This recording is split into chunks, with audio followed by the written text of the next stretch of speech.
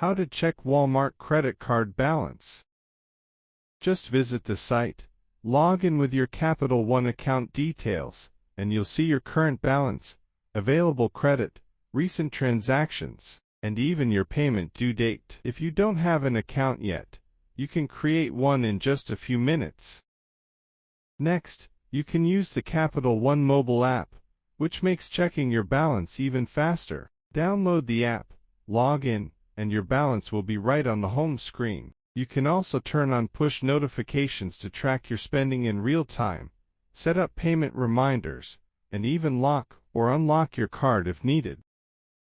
If you prefer not to go online, you can check your balance by phone. Just call the toll-free number on the back of your card, and the automated system will provide your balance. Another option is to visit any Walmart store. Go to the customer service desk, or even ask at checkout, and they can help you access your card balance.